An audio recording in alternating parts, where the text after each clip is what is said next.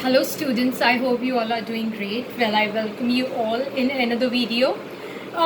Today also we'll be doing English grammar students, and जैसा कि आप सब जानते हैं कि अभी हम English grammar कर रहे हैं, उसके बाद we'll be doing more topics of related to English.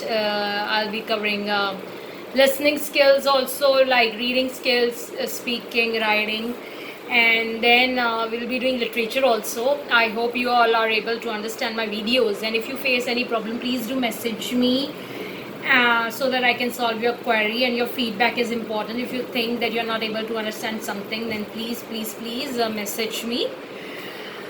Okay students, so English grammar हम कर रहे हैं और आज का भी हमारा एक टॉपिक बहुत इम्पॉर्टेंट टॉपिक है, वो है ऑक्सिलरीज एंड वोडाल्स. आप प्लीज़ ध्यान से सुनिएगा, समझिएगा, जांचिएगा, देखिएगा, परखिएगा, because you know English grammar तो बहुत इम्पॉर्टेंट है और you should have quick knowledge of it. You should have whole knowledge about it. English grammar के बारे में आपको नॉलेज पूरी होनी चाहिए. ओके स्टूडेंट्स, सो आज हम करेंगे ऑक्सिलरीज. और ऑक्सिलरीज जो है, सबसे पहले तो मैं आपको बताऊंगी ऑक्सिलरीज के बारे में क्या होता है. ऑक्सिलरीज एक्सप्लेन करूंगी पूरा, और मॉडल्स मैं कोशिश करूंगी कि हमारी नेक्स्ट वीडियो में मैं कवर करूं. ध्यान से सुनिएगा, समझिएगा, बिकॉज हर ग्रामर का टॉपिक इंपॉर्टेंट है. इंग्लिश सीखने के लिए इंग्लिश बोलना ज़रूरी है. इंग्लिश अगर आप बोल रहे 24/7 तो ऑटोमेटिकली आपकी इंग्लिश इम्प्रूव हो जाएगी. ग्रामर भी आनी चाहिए, बट इंग्लिश अगर आपने अच्छी करनी है, you have to be fluent speaker of English, native like speaker. So you should speak in English 24/7. और जैसे कि मैंने आपको बोला, वोकैबुलरी का इम्प्रूव कीजिए. You should read newspapers, you should watch YouTube videos also. This is what I just want to tell you all. Okay, so अब हम ऑक्सिलरीज पे आते हैं. ऑक्सिलरीज होते हैं हेल्पिंग. ओके, हेल्पिंग मतलब होता है ऑक्सिलरी का. और इसकी जो बी फॉर्म है, इसकी जो वर्ब की बी फॉर्म है, उसमें आते हैं 3 वर्ब्स: एम, इज, वॉज और हैव और डू. इनका यूज़ होता है ऑर्डिनरी वर्ब्स के साथ टेंसेस बनाने के लिए, पैसिव फॉर्म्स बनाने के लिए, नेगेटिव्स बनाने के लिए.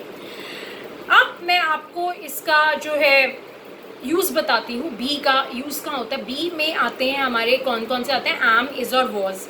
सबसे पहले बी फॉर्म का यूज़ होता है, ऑक्सिलरी बी का यूज़ होता है जब हम कॉन्टिन्यूस टेंस बना रहे हैं. जैसे कि he is working, I was writing, ये कॉन्टिन्यूस काम हो रहा है, तब इसमें ऑक्सिलरी का यूज़ होगा. उसके पैसिव फॉर्म बनाने के लिए, the gate was opened, the glass was broken, तो पैसिव वॉइस के लिए भी यूज़ होता है. ठीक है. और बी का यूज़ इन्फिनेटिव के साथ भी होता है. इन्फिनेटिव का मतलब क्या होता है? वर्ब में टू लग जाता है बताने के लिए कि कोई प्लान है या अरेंजमेंट है. जैसे we are to get married soon, हम बहुत जल्दी शादी करें, तो आर के साथ यहाँ पे टू लग गया तो इन्फिनेटिव हो जाता है. उसके बाद हैव जो ऑक्सिलरी है, हैव का जो यूज है परफेक्ट टेंस में होता है. जैसे कि they have been working, they have been sleeping, और ही हैज़ वर्कड.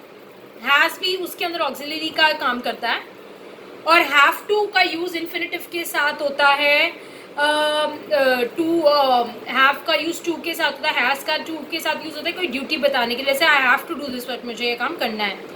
और पास्ट फॉर्म जो हैड टू है, उसका यूज़ होता है कोई ऑब्लिगेशन बताने के लिए. पास्ट में आपकी कोई ड्यूटी थी, जैसे कि I had to be in school by 8 o'clock, भाई मुझे स्कूल में उस टाइम होना चाहिए था, एक ड्यूटी बता रहे हो आप अपनी. और नेगेटिव्स और क्वेश्चंस बनाने के लिए हैव टू और हैड टू का यूज़ होता है डू के साथ, डस के साथ, डिड के साथ. जैसे कि दे हैव टू गो, अब हम इसका कैसे बनाएंगे? Negative, they don't have to go, और question, do they have to go. Second है ही हैज़ टू गो, अब इसका हम नेगेटिव कैसे बनाएंगे? He doesn't have to go, और क्वेश्चन बनाएंगे does he have to go. Third है ही हैड टू गो, हम इसका नेगेटिव कैसे बनाएंगे? He didn't have to go, और इसका क्वेश्चन वाला कैसे बनाएंगे? Did he have to go. Do जो ऑक्सिलरी है, उसका यूज़ होता है नेगेटिव और इंटेरोगेटिव के साथ, सिंपल प्रेजेंट में और सिंपल पास्ट टेंस में, ऑर्डिनरी वर्ब्स का. जैसे कि he doesn't work, he didn't work, और फिर आप इंटेरोगेटिव बना लीजिए, does he work, did he work.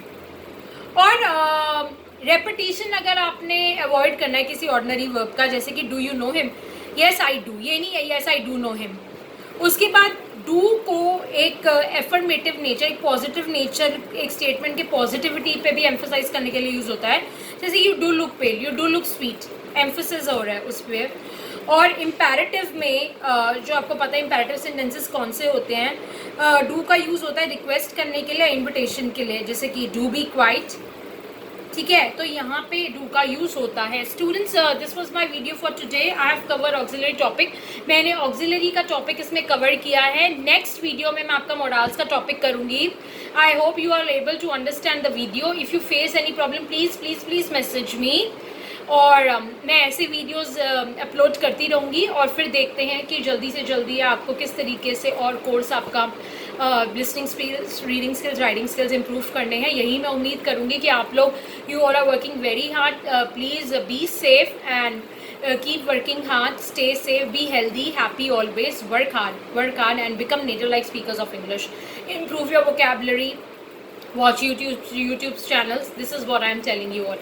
In my every video I'm going to emphasize this, and then also pay attention to your overall development also, and become the most kindest human being on earth. Thank you so much. I'll be meeting you tomorrow in another video. Till then, take care. Bye.